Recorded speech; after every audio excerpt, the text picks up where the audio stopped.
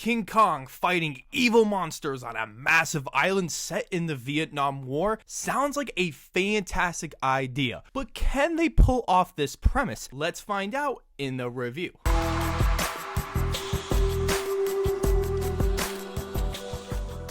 Welcome back to the channel. This is Let's Be Real with Brad. I talk about movies, TV shows, and do all sorts of fun and exciting videos on the channel. If this is your first time here, hit that subscribe button and drop a like on this video, as it would be gladly appreciated. Today, we will be kicking off our MonsterVerse series, starting with the first film in chronological order with 2017's Kong Skull Island. It is directed by Jordan Vogt-Roberts. The film stars Tom Hiddleston, Samuel L. Jackson, John Goodman, Brie Larson, and John C. Reilly. The film's premise is that in 1973, a team of scientists and Vietnam War soldiers travel to the uncharted Skull Island and meet the mighty Kong, a gigantic ape who is the last of his species, closely followed by other terrifying creatures. I really enjoyed it when it first came out, even buying the 4K with it, which is one beautiful looking transfer. So now that I have rewatched it for the second time, this was very disappointing. So let's dive into the positives first, starting with Kong himself. Kong is incredible in this movie. He is a massive giant, being over 104 feet, being the biggest Kong yet,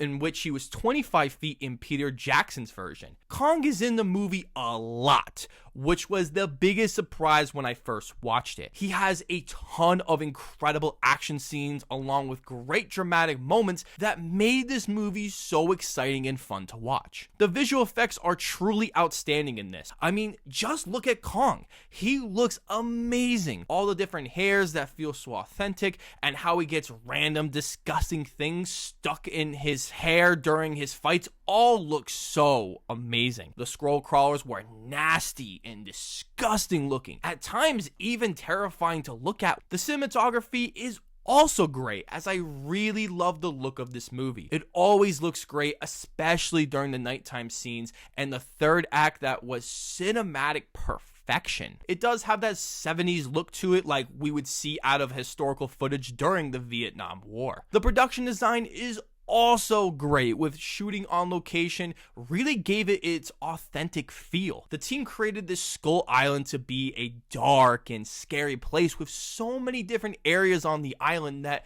felt unique and different from the rest, making the film feel unpredictable about what would happen next. I also enjoyed the story, which is very different from the classic 1933 film and 2005 film. The filmmakers wanted to create a different setting, tone, and world that made this movie feel different in a significant way. The film does have some decent acting, with the standouts coming from John C. Reilly and Samuel L. Jackson. Now, let's get into the negatives, starting with the writing. The writing is awful in this movie, with meandering, boring dialogue that just missed the mark almost all the time. I do feel an issue with this is with the tone. The tone changes constantly, so I didn't know what to necessarily try to feel from this film. I also think the film wastes big name actors like Tom Hiddleston, Brie Larson, and John Goodman. With their talent, you would think to make really great, memorable characters, getting great performances, but you don't. The next issue I have with the writing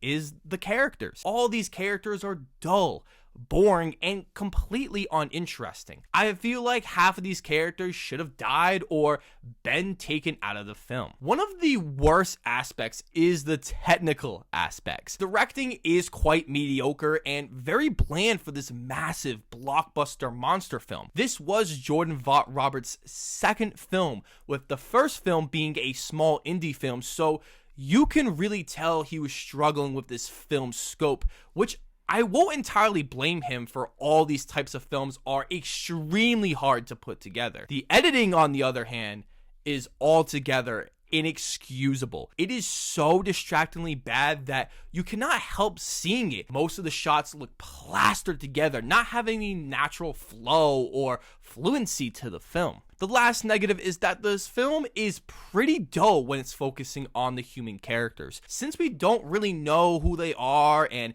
having terrible dialogue, the film isn't exciting having forced dialogue to make us care about these cardboard cutouts? Overall, this is a disappointing film that had so much potential to be a fantastic monster film. The film is bogged down by a really bland and bad screenplay, along with bad technical qualities that at times makes this film a drag to watch. With Kong being in most of the film, doing awesome and memorable stuff, with an excellent third act, this movie goes straight down the middle. I am giving Kong Skull Island a 5 out of 10. So, have you seen Kong Skull Island? And if you have, what do you think of the film, and what is your favorite King Kong film? Next week, we will be reviewing the next film in this universe with 2014's Godzilla. So be sure to check it out before next week's review. As always, I will see you all in the following review.